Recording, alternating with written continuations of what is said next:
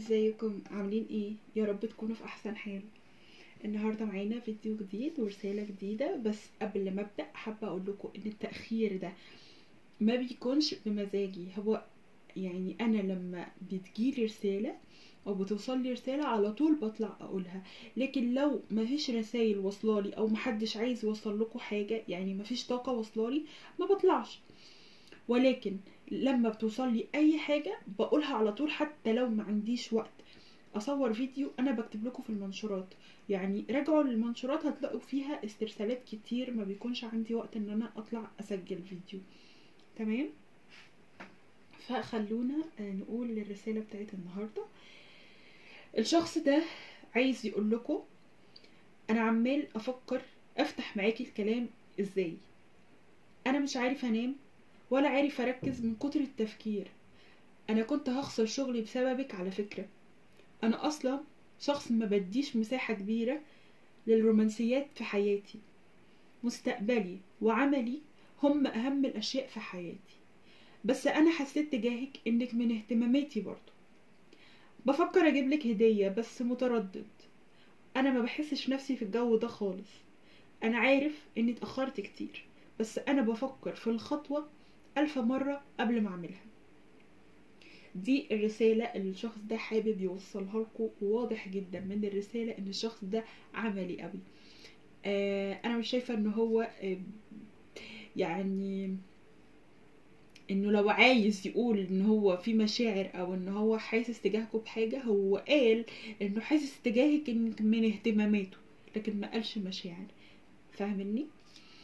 طيب انا شايفة ان انتوا مع شخص تقيل جدا جدا، عشان وانا باخد الرسالة دي بيتكلم ببطء فظيع. الرسالة دي انا خدتها منه على يومين، كل شوية يقول جملتين ويسكت. حقيقي يعني كان يعني جاب لي صداع فظيع.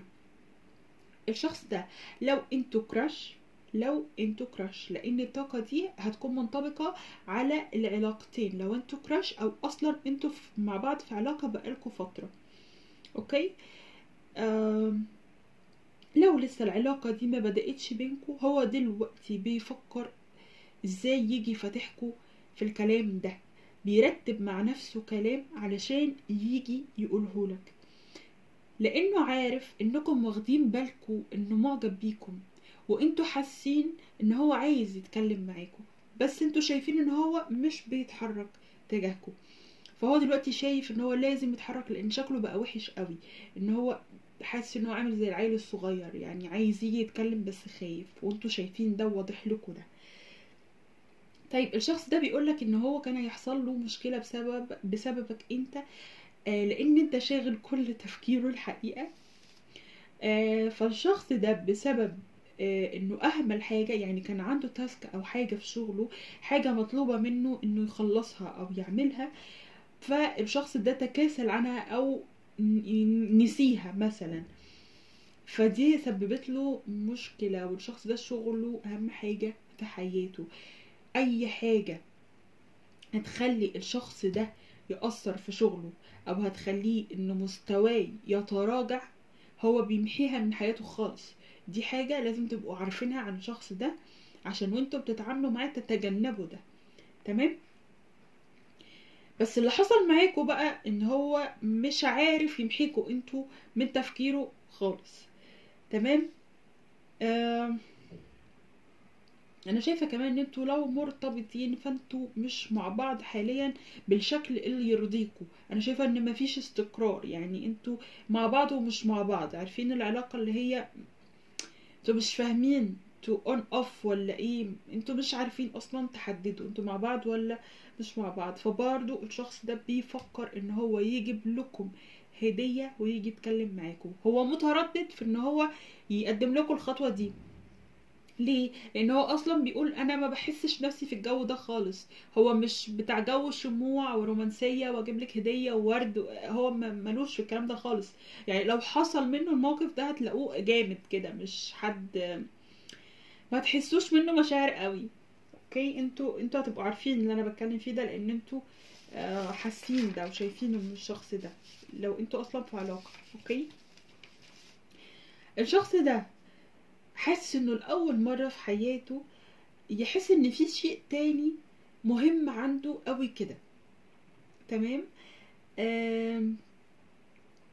هو دلوقتي حاسس ان في شخص في حياته مسيطر عليه وعلى تفكيره. شايفه ان الشخص ده كان ليه تجربة قبل كده، التجربة اللي مر بيها دي ما كانتش احسن حاجة خالص، وده بقى السبب ورا تصرفاته معاكم اللي مش مفهومة بالنسبة لكم. عرفتوا؟ يعني انتوا دلوقتي لو بتسألوا نفسكم الشخص ده ليه مش بيتحرك رغم انكم حاسين ان هو في جواه حاجة ليكوا، وبتسألوا نفسكم ليه العلاقة دي مش مستقرة بينا، ده عشان الناس، انتوا في منكم ناس هنا الشخص ده كل شوية بيبعد عنكم. طيب الإجابة هنا اللي حابة توصل لكم وحابة تقول لكم الشخص ده ليه بيعمل كده. الشخص ده كان فيه تجربة في حياته قبل كده، التجربة دي أو العلاقة دي هو اترفض فيها. ازاي اترفض؟ الطاقة اللي وصلت لي ان العلاقة اللي كانت في حياته دي هو وقتها ما كانش ناضج كفاية، ما كانش عنده خبرة في العلاقات كفاية، حتى لو كان سنه كبير ما كانش عنده الخبرة في العلاقات انه يدير علاقة. تمام. فكان على طبيعته قوي في العلاقة دي، كانت مشاعره ظاهرة قوي للطرف التاني، فالطرف التاني ما كانش متقبل منه المشاعر دي. شايفة كمان ان هو الطرف اللي كان معاه ده حسسه انه قليل قوي، يعني حاجة زي كده. ممكن على فكرة يكون اترفض بسبب انه كان الشخص ده في السابق يعني مادياته ما كانتش الطف حاجة، فده سبب ممكن انه اترفض في العلاقة اللي كانت معاه قبل كده. الموقف اللي حصل ده علم جدا داخل الشخص ده، وخد وقت كبير في طاقة ما كانتش حلوة خالص. يعني الشخص ده دخل في طاقة ما كانتش حلوة خالص، مر بوقت فقد فيه الثقة بنفسه. ومن بعد الوقت ده الشخص ده بدأ يهتم جدا جدا بالمادة، المادة اللي هي الفلوس والأشياء المادية، يعني فلوس، عربية، عقارات كده، حاجات فيها فيها فلوس، فيها هو شايف ان هي الحاجات دي بتقوي ثقته بنفسه. لو انتوا برضو مستغربين ليه الشخص ده مدمن على الشغل قوي كده، وهو اعترف لكم بده في الرسالة، قال لكم انه عمله ومستقبله اهم اشياء في حياته. انتوا بتسألوا وهو بيرد عليكم. الشخص ده خد قرار انه مش هيدي مساحة للرومانسية او للمشاعر في حياته تاني، لانه هو المشاعر دي قدمها قبل كده واترفضت. بس انا شايفة الحقيقة يعني برضو الطاقة هنا قوية قوي، لان هي وصلت لي فيها شوية تفاصيل. التفاصيل ايه؟ ان الطرف اللي رفض الشخص اللي انتوا بتحبوه ده او اللي انتوا بتسمعوا له، انا مش شايفة ان الشخص ده رفض مشاعره، هو رفض يعني رفض وضع ما كانش مناسب للطرف التاني، والوضع ده كان بسبب ماديات، فعشان كده الشخص ده خلى كل تركيزه على الماديات علشان يعوض ده الجزء اللي اترفض فيه. فاهميني؟ يا رب تكونوا فهمتوني. يعني اللي انا حابه اوصله لكم ان الشخص ده كان بيعبر عن مشاعره، وهو على فكره يعني الشخص ده مش اللي هو ما بيحسش، لا بيحس وعنده مشاعر، ما هو بني ادم، بس هو الجانب المادي طغى على الجانب الرومانسي عنده. اوكي. هو كان زمان شايف ان مشاعره اترفضت علشان كانت كتير، او كانت كان بيعبر عنها كتير، بس الشخص التاني ما كانش رافض مشاعر، هو كان رافض وضع مادي ما كانش مناسب ليه. اوكي. انا مش عارفه انا بفهمكم ده ليه، مع ان المفروض هو اللي يفهم الجزء ده، بس دي رساله برضو حابه توصل لكم. يمكن حابه توصل لكم. هقول لكم الحاجه، عشان لما تتكلموا مع الشخص ده بعد كده ما تحسسوهوش ان المشاعر حاجة عيب، او المشاعر ما ينفعش تبان كلها، لان هو عنده الفكرة دي. ممكن الرسالة دي حابة توصلكوا عشان لما تتعاملوا مع الشخص ده تحسسوه بأمان في النقطة دي شوية. ده لو انتوا يعني حابين تكملوا في العلاقة دي، او انتوا لسه كراش وهتبدأوا العلاقة دي، فدي شوية حاجات كده بتبان لكم عشان تعرفوا تتعاملوا معاها. اوكي. طيب احنا قلنا ان الشخص ده خد وقت كبير ما كانش عنده ثقة بنفسه بسبب الوضع ده، وده خلاه يصب كل اتجاهه على العمل. طيب الشخص ده كمان بيهتم جدا جدا بمظهره قدام الناس، بيحب يعني صورته تبقى بيرفكت قدام الناس، سواء بقى في شغل او سواء ان حد بقى يبدي اعجابه بقى بشخصيه الشخص ده، انه يقول عليه بقى حد ديسنت وحد شيك وحد محترم، حد بيعرف يتكلم. هو بيحب قوي يسمع مجاملات. بيحب لما يكون في مكان يكون هو خاطف الانظار. اوكي. الشخص ده بجد بجد عنده مشكلة في حتة الثقة، هو مازال ما عندوش ثقة في نفسه كافية، والأشياء اللي هو بيهتم بيها دي هي الأشياء اللي بتكمل عنده ثقته بنفسه أو بتحسسه بالثقة. تمام.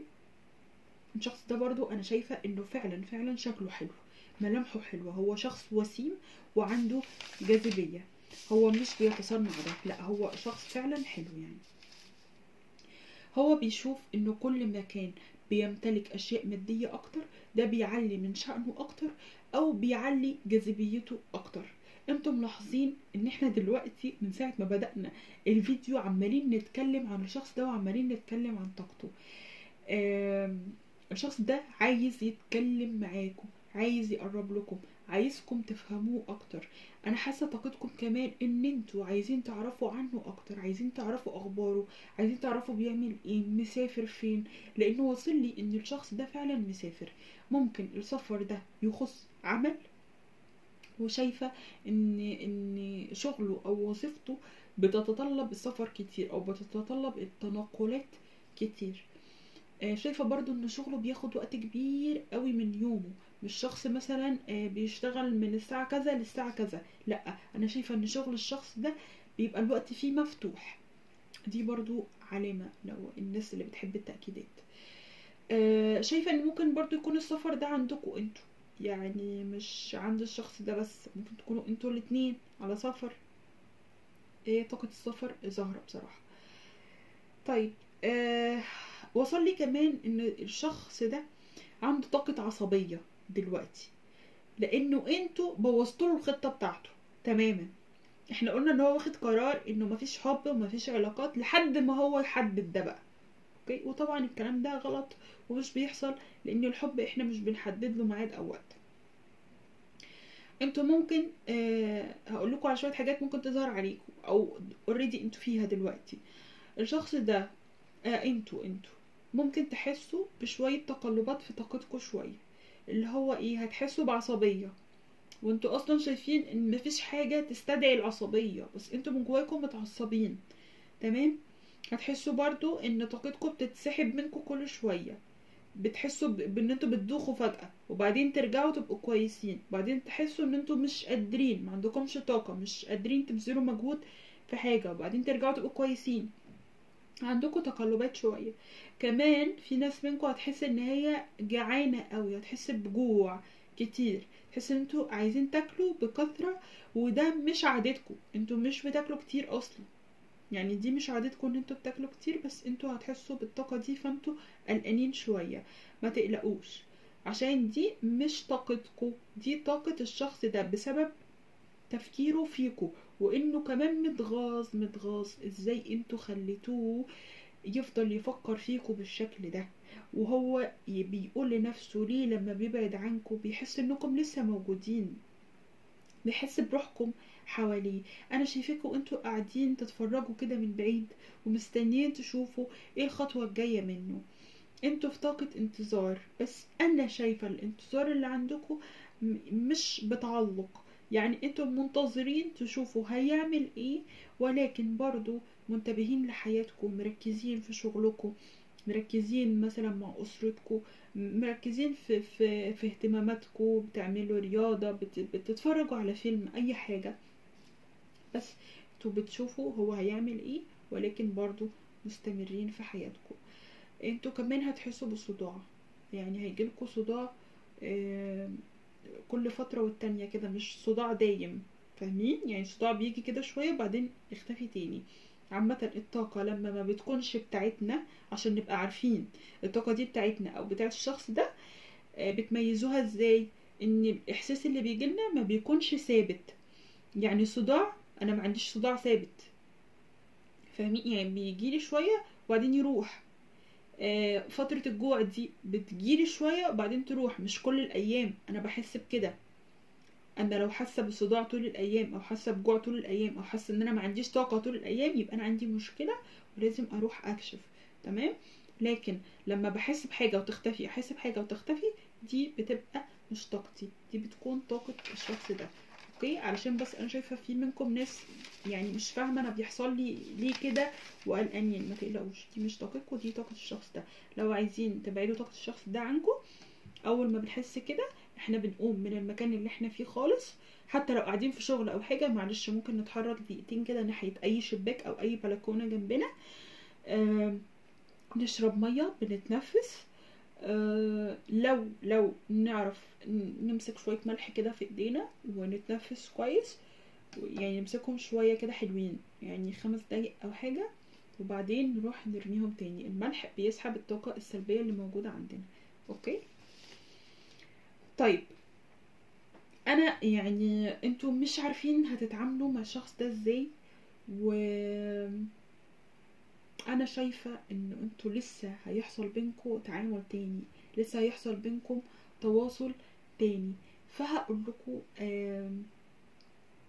ازاي نعرف نتعامل مع الشخص ده علشان ما تفضلوش في نفس الحيرة او تفضلوا بس ساكتين. ما هو الشخص ده احنا مش هينفع نبقى معاه ساكتين بس، لازم برضو هو بيتكلم معانا تبقى دماغنا شغالة. الشخص ده عملي ومتكلم على فكرة، هو بس بيجي عندكم انتوا وبيسكت، لان انتوا يعني هو بيحس ناحيتكم مشاعر مش عايز يحسها، فاهمين؟ فهو مش عايز يفتح ده بقى، مش عايز يفتح قلبه ليكم، مش عايز يقول كل ده، فبيجي معاكم انتوا ويسكت.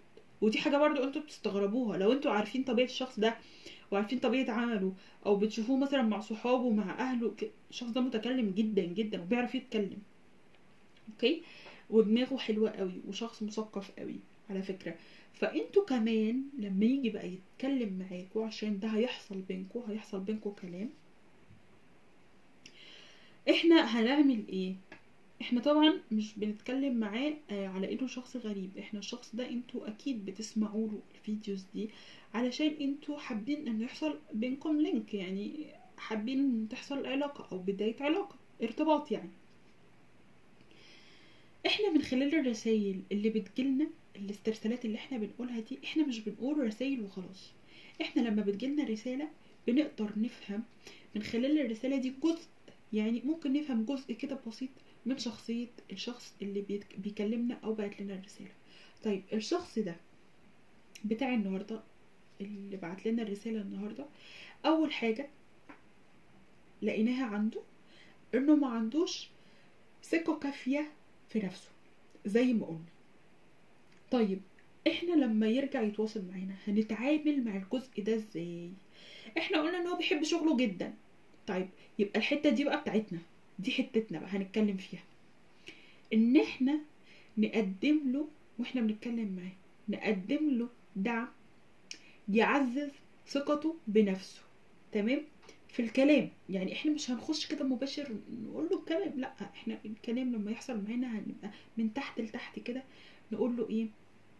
ان انت مثلا هتتكلم عن نفسك، ان انت شخص مثلا بتحب جدا ان انت تركز على شغلك، او بتحب الناس اللي بتركز على شغلها جدا، وبتحب الناس اللي بتركز على نجاحها وبتحط اهداف وبتسعى لها.